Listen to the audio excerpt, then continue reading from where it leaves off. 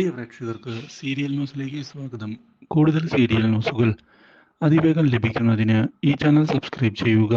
Bell icon മറക്കാതെ click ചെയ്യുക.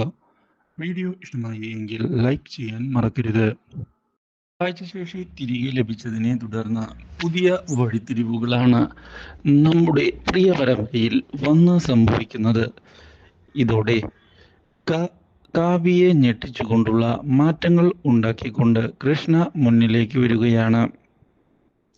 സത്യങ്ങളെല്ലാം മനസ്സിലാക്കുന്ന കൃഷ്ണ കാഴ്ചശേഷി തിരികെ ലഭിച്ചതിനെ തുടർന്ന് വീട്ടിലേക്ക് വരികയും ഇനി എന്താണ് ചെയ്യേണ്ടത് എന്ന് ആലോചിക്കുകയും ചെയ്യുന്നു. ഇതിനിടയിലാണ് കൃഷ്ണയെ ഞെട്ടിച്ചുകൊണ്ടുള്ള നീക്കങ്ങളുമായി വീണ്ടും ഭരത്തും അതുപോലെ തന്നെ സിദ്ധുവും മുന്നിലേക്ക് വരുന്നത്.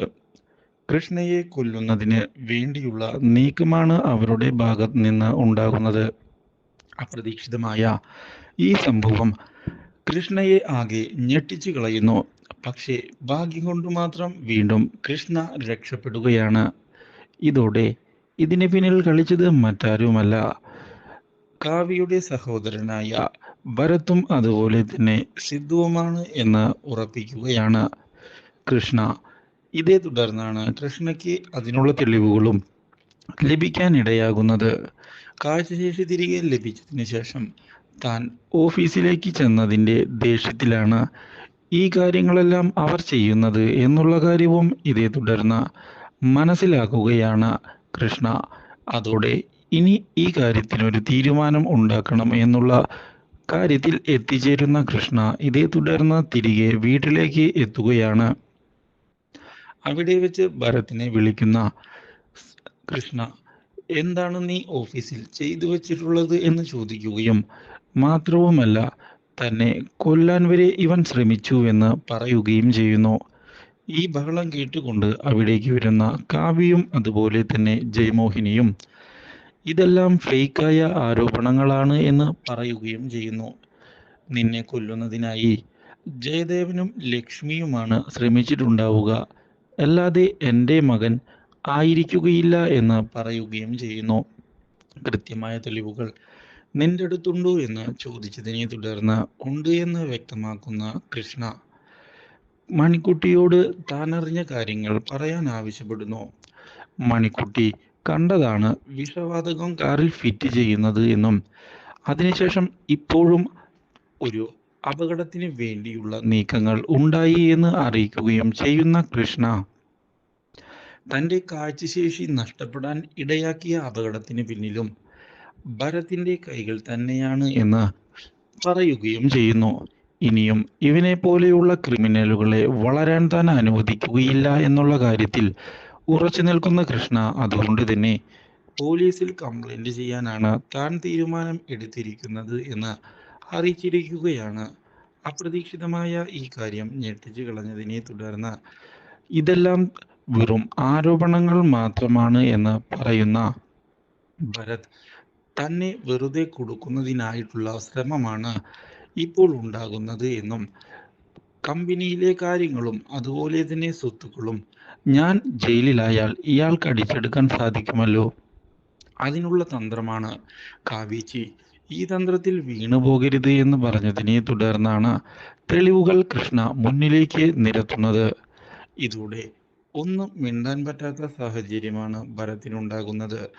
മാത്രവുമല്ല സിദ്ധാർത്ഥും ഇതിൻ്റെ കൂടെ നിന്നുവെന്നും കാവ്യയെ സ്വന്തമാക്കുക എന്ന ലക്ഷ്യമാണ് അയാളുടെ മനസ്സിലുള്ളത് എന്ന് പറയുകയും ചെയ്യുന്ന കൃഷ്ണ ഇതേ തുടർന്ന് ഭരത്തിനെയും സിദ്ധുവിനെയും തല്ലിയിരിക്കുകയാണ്. അപ്രതീക്ഷിതമായ അടിയിൽ സിദ്ധുവാകെ ഞെട്ടിപ്പോകുന്നു. ഇതോടെ ഭരത്തും അതുപോലെ തന്നെ സിദ്ധുവും കൃഷ്ണയെ ആക്രമിക്കുന്നതിന് മുന്നിലേക്ക് വന്നതിനെ തുടർന്ന് വീട്ടിൽ അടി ഉണ്ടായിരിക്കുകയാണ്. പരസ്പരം മൂന്നുപേരും ഏറ്റുമുട്ടുന്നു.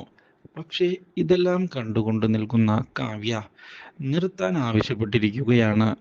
ഇനിയും എനിക്കിതൊന്നും കണ്ടു നിൽക്കാൻ വയ്യ എന്ന് കാവ്യ പറയുകയും നിങ്ങളുടെ തല്ലുകൂട്ടം അവസാനിപ്പിക്കാൻ ആവശ്യപ്പെടുകയും ചെയ്യുന്നു. പക്ഷേ ഈ പ്രശ്നം ഇവിടെ അങ്ങനെ ഞാൻ വിട്ടുകളയാൻ ഉദ്ദേശിക്കുന്നില്ല എന്ന് പറയുന്ന കൃഷ്ണ സിദ്ധു ഇനി ഒരു നിമിഷം ഈ വീട്ടിൽ കണ്ടുപോകരുത് എന്ന് പറയുകയും സിദ്ധു ഇവിടെ നിൽക്കുകയാണ് എങ്കിൽ പോലീസിന് താൻ തെളിവുകൾ കൈമാറും എന്നും പിന്നെയുള്ള കാര്യങ്ങൾ പിന്നെ നോക്കാമെന്ന് അറിയിക്കുകയും ചെയ്യുന്നു. ഇതോടെ ആകെ ഞെട്ടിപ്പോവുകയാണ് സിദ്ധാർത്ഥ്. മാത്രവുമല്ല, എന്നെ കൊല്ലാൻ ശ്രമിച്ചത് കാവ്യയെ സ്വന്തമാക്കാനാണ് എന്നുള്ള കാര്യവും പറഞ്ഞതിനെ തുടർന്ന് കാവ്യ സിദ്ധുവിൻ്റെ മുന്നിലേക്ക് കയറി വരികയാണ്. ഒരിക്കലും സിദ്ധുവിൽ നിന്ന് ഇങ്ങനെയൊരു ചതി ഞാൻ പ്രതീക്ഷിച്ചിരുന്നില്ല. സിദ്ധുവിനോട് ഞാൻ ആദ്യമേ പറഞ്ഞതാണ്, നമ്മൾ തമ്മിൽ വെറും അഭിനയം മാത്രമാണ് ഇപ്പോൾ നടത്തുന്നത്. ഒരിക്കലും നിങ്ങളെ സ്നേഹിക്കാൻ എനിക്ക് സാധിക്കുകയില്ല. എൻ്റെ മനസ്സിൽ കൃഷ്ണ മാത്രമാണ് ഉള്ളത്. ആ കൃഷ്ണയെ ഇല്ലാതാക്കാനാണ് നിങ്ങൾ ശ്രമിച്ചത്. നിങ്ങൾക്ക് മാപ്പില്ല എന്ന് പറഞ്ഞുകൊണ്ട് കാവ്യയും സിദ്ധുവിൻ്റെ മുഖത്തടിച്ചിരിക്കുകയാണ്. ഇതേ തുടർന്ന് എൻ്റെ അനിയനായ നീ സ്വന്തം ചേച്ചിയെ വിധവയാക്കാനാണ് ശ്രമിക്കുന്നത്. അതും സ്വത്തുക്കൾക്ക് വേണ്ടി. നിനക്ക് എന്ത് സ്വത്ത് വേണമോ അതൊക്കെ എടുത്തോളൂ എന്ന് പറയുന്ന കാവ്യ, പക്ഷേ എന്നെയും എൻ്റെ കുടുംബത്തെയും ജീവിക്കാൻ അനുവദിക്കണമെന്ന് ആവശ്യപ്പെട്ടിരിക്കുകയാണ്. ഇത് അപ്രതീക്ഷിതമായ തിരിച്ചടി ആവുകയും ചെയ്യുന്നു ഭരത്തിന്. എന്നാൽ ഇതിനിടയിൽ ഭരത്തിൻ്റെ മുന്നിലേക്ക് വരുന്ന നീരജ ഭരത്തിനെ പോലെയുള്ള ഒരു നീചന്റെ കൂടെ ഇനിയും എല്ലാം സഹിച്ചുകൊണ്ട് മുന്നിലേക്ക് പോകാൻ തനിക്കും സാധിക്കുകയില്ല എന്ന് വ്യക്തമാക്കുകയാണ്. ഞാൻ എൻ്റെ വീട്ടിലേക്ക് പോവുകയാണ്. മാത്രവുമല്ല, ഡിവോഴ്സ് അത് ഉടൻ തന്നെ ഞാൻ ചെയ്യുകയും ചെയ്യും. ഇതുപോലുള്ള ഒരു ചതിയനെ എങ്ങനെയാണ് വിശ്വസിച്ച് കൂടെ ജീവിക്കുക? ഇയാൾക്കൊരു ആവശ്യം വന്നാൽ ഇയാൾ എന്നെയും കൊല്ലുകയില്ലേ എന്ന് ചോദിക്കുകയും ചെയ്തുകൊണ്ട് നീരജ ബാഗ് പാക്ക് ചെയ്യാൻ റൂമിലേക്ക് പോകുന്നു. ഇതോടെ ഭരതാകെ പെട്ടുപോയിരിക്കുകയാണ്. ഇനി തനിക്ക് അമ്മ മാത്രമേ രക്ഷയുള്ളൂ എന്നുള്ള കാര്യം അറിഞ്ഞതിനെ തുടർന്ന് അമ്മയോട് കാര്യങ്ങൾ സംസാരിക്കുന്നതിനായി ഭരത് മുന്നോട്ട് വരുന്നുവെങ്കിലും നീ ചെയ്തത് ശരിയായില്ല എന്നും വ്യക്തമാക്കുന്ന ജയമോഹിനി കാര്യങ്ങൾ ഇനി വിചാരിച്ചതുപോലെ മുന്നോട്ട് പോവുകയില്ല എന്ന് പറയുകയും ചെയ്തിരിക്കുകയാണ്. ഇതോടെ ആകെ ഞെട്ടിപ്പോവുകയാണ് ഭരത്.